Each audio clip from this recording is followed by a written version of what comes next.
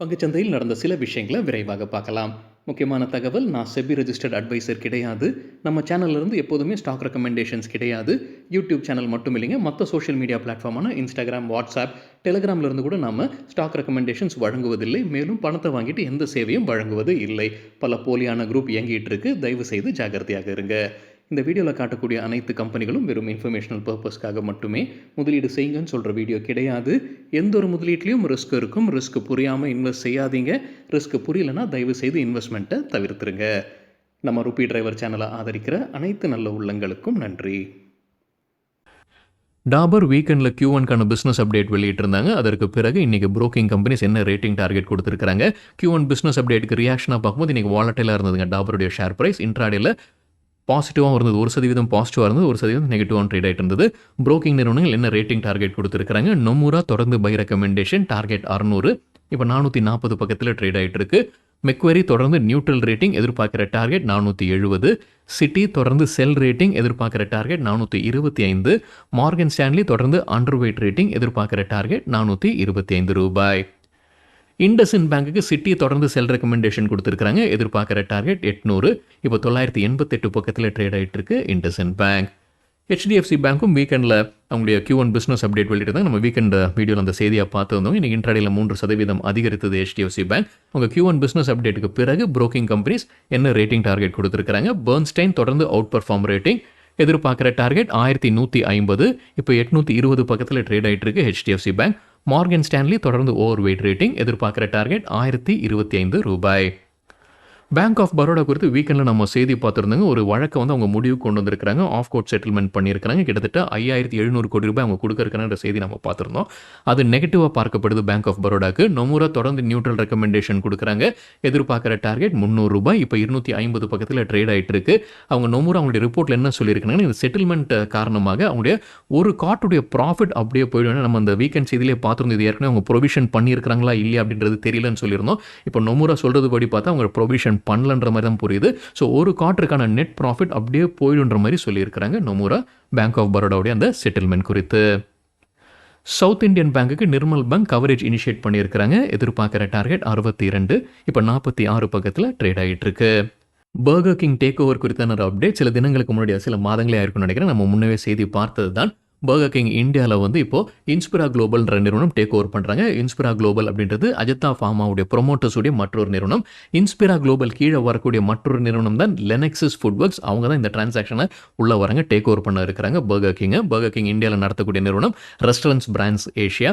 லெனக்ஸஸ் food works கீழே ஏற்கனவே சில பிராண்ட்ஸ் அவங்க நடத்திக்கிட்டு இருக்கிறாங்க. Food brands Chinese wok, big bowl, mama company போன்ற பிராண்ட்ஸ் அவங்க ஏற்கனவே கையில் வைத்திருக்கிறாங்க. இப்போ பர்கர் கிங்கை டேக் ஓவர் பண்ணுறாங்க. இப்போ என்ன அப்டேட்னா, அந்த பர்கர் கிங் டேக் ஓவருக்காக அவங்க ஃபண்ட் ரைசிங் நடத்த இருக்கிறாங்க. இன்ஸ்பிரா 1800 கோடி ரூபாய் பிரைவேட் கிரெடிட் வழியாக ஃபண்ட் ரைசிங் நடத்த இருக்கிறாங்க. இதில் 1050 கோடி ரூபாய் 361 வாம் கிட்ட இருந்து எடுக்க இருப்பதாக எக்கனாமிக் டைம்ஸில் தகவல் கொடுத்திருக்கிறாங்க. காட்ரேஜ் கன்சியூமர் ப்ராடக்ட்ஸ்க்கு நொமுரா தொடர்ந்து பை ரெக்கமெண்டேஷன், எதிர்பார்க்குற டார்கெட் 1300. இது Q1 பிஸ்னஸ் அப்டேட்டுக்கு பிறகு இப்போ 1100 பக்கத்தில் ட்ரேட் ஆகிட்டு இருக்கு காட்ரேஜ் கன்சியூமர் ப்ராடக்ட்ஸ். டிக்சன் டெக்னாலஜிஸ்க்கு இன்வெஸ்டேக் எதிர்பார்க்குற டார்கெட் இப்போ வெள்ளிக்கிழமை க்ளோசிங்லேருந்து ஒப்பிடும்போது 30% அதிகரிக்கும்னு எதிர்பார்க்குறாங்க. தொடர்ந்து பை ரெக்கமெண்டேஷன், எதிர்பார்க்குற டார்கெட் ப்ரைஸை உயர்த்தி இருக்கிறாங்க. முன்ன சொன்னது 14500, இப்போ 16200 உயர்த்தி இருக்கிறாங்க. 2785 பக்கத்தில் இப்போ ட்ரேட் ஆகிட்டு இருக்கு டிக்சன் டெக்னாலஜிஸ். மகாராஷ்டிரா FDA ஒரு எச்சரிக்கை விடுத்திருக்கிறாங்க. 3 பியூட்டி ப்ராடக்ட்ஸை உடனடியாக சேல்ஸ் நிறுத்தியாக வேண்டும்னு ஆர்டர் பாஸ் பண்ணியிருக்கிறாங்க.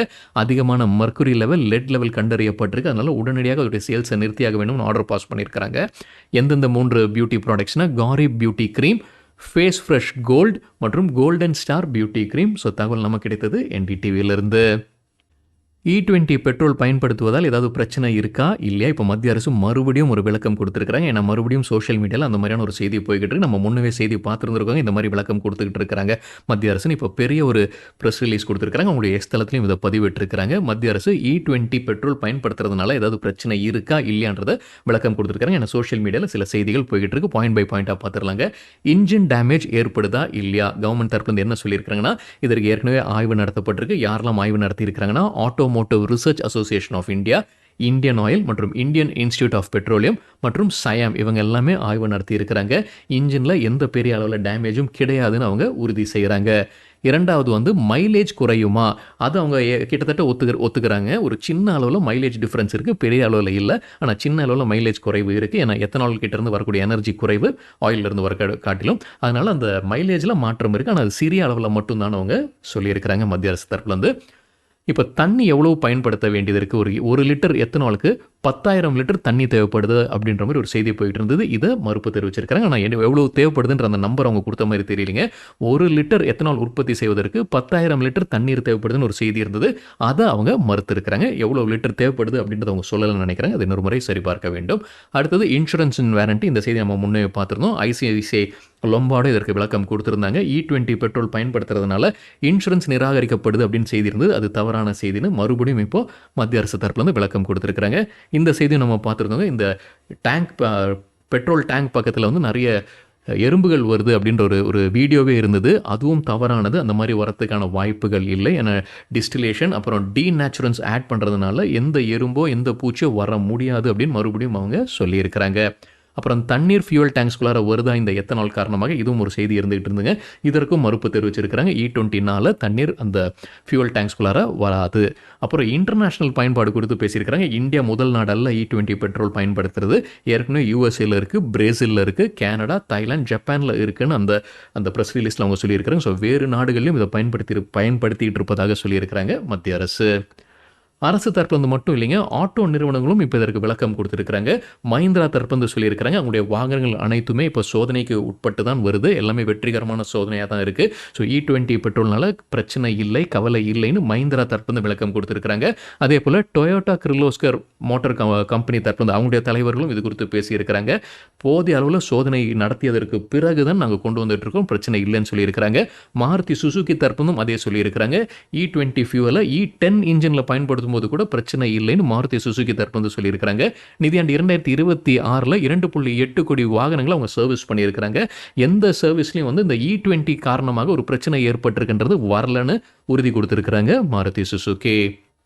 சரிங்க, பெட்ரோல் E20 இருக்குது. அப்போ டீசல் என்ன? இப்போ டீசலுடன் ஐசோபியூட்டனால் கலக்கிறது குறித்து மத்திய அரசு யோசிச்சுக்கிட்டு இருக்கிறாங்க. 15% ஐசோபியூட்டனால் கலக்கிறது குறித்து யோசிச்சுக்கிட்டு இருப்பதாக நிதின் கட்கரி மத்திய அமைச்சர், union road transport and highways minister சொல்லியிருக்கிறாரு. தகவல் நமக்கு கிடைத்தது CNBC TV 8லேருந்து. ஏதாவது டைம்லைன் ஏதாவது வைத்திருக்கிறாங்களா தெரியலைங்க. அந்த செய்தியில் அந்த டைம்லைன் எதுவும் சொல்ல. ஆனால் டீசலுடன் 15% ஐசோபியூட்டனால் கலக்க வேண்டும்ன்ற இலக்கு வைத்திருக்கிறாங்க. அது டெஸ்டிங் போயிட்டு இருக்குன்னு நினைக்கிறாங்க. கூடுதல் தகவல் எதுவும் இல்லை. இப்போ இந்த எத்தனால் பெட்ரோலுடன் எத்தனால் கலக்கிறது வந்து அவங்க முன்ன வைத்திருந்த டைம்லைனை காட்டிலும் முன்னவே அவங்க அதை எட்டிட்டாங்க. டிசம்பர் 2025 அதை எட்டிட்டாங்க மத்திய அரசு. ஸோ அந்த ப்ராஜெக்ட் காரணமாக, அதாவது இந்த E20 பெட்ரோல் காரணமாக 1.9 லட்சம் கோடி ரூபாய் சேமிக்கப்பட்டிருப்பதாக CNBC TV 18ல தகவல் கொடுத்திருக்கிறாங்க.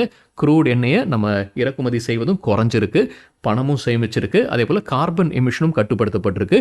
எத்தனால் கலக்கிறதுனால விவசாயிகளுக்கு அது பயனுள்ளதாக இருக்குது. அவங்களுக்கு வருவாய் அதிகரிப்பதற்கான வாய்ப்புகளும் இருக்குன்னு CNBC TV 18ல சொல்லியிருக்கிறாங்க.